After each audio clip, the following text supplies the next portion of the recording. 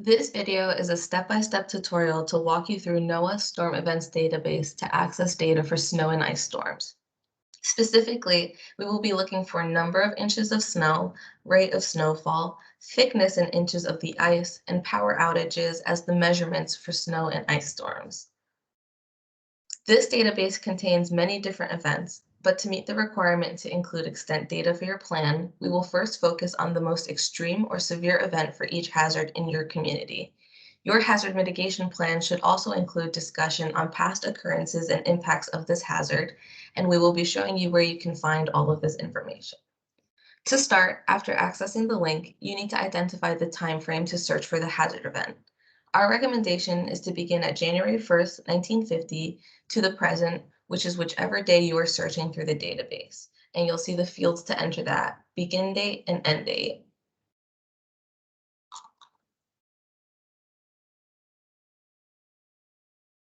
Next, you'll need to select county and event types. When selecting individual and multiple event types, click and hold the control button until you've selected all of them. For snow and ice storm, you'll select the following: avalanche, blizzard, cold and wind chill, extreme cold and wind chill, freezing fog, frost and freeze, ice storm, lake effect snow, winter storm, and winter weather.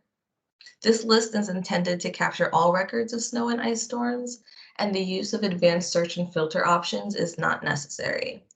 And if you do not see data for a specific event type, that does not mean it has not occurred for your community. For example, while avalanches are rare in Vermont, there are still some communities that have been impacted, so refer to your local records when necessary. Once you hit submit, 12 columns will appear with a multitude of data. There are also multiple entries per event, which is broken down by municipality, so take some time to locate events close to or within your community. Then identify which specific event you want to look at first. This can be determined by date or location.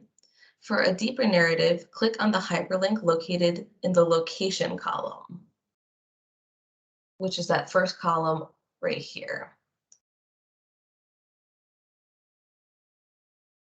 Once you click on the link, reading through the event narrative will provide you key event details and provide you with the indicator data.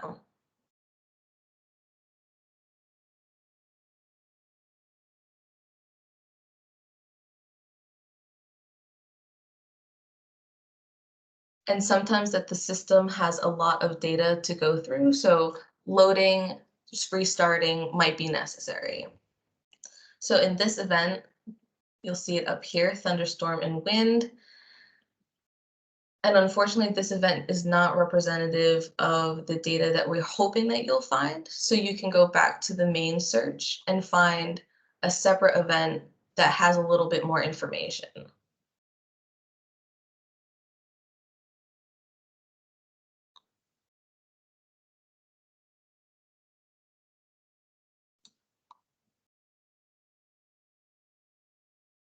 All right, so in this event, here is the event narrative.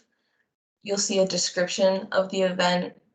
The magnitude is where you'll find some of those key indicators, such as number of inches of snow. Here you can see the amount of property damage. So it's up to you to do a little bit of sleuthing for which events are most pertinent to your community.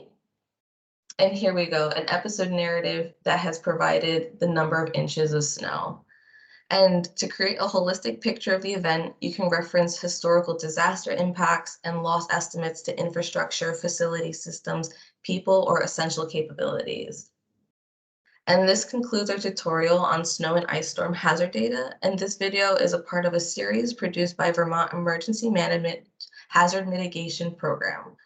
For more information, you can find us on the web, email us, and see more tutorials on our YouTube channel.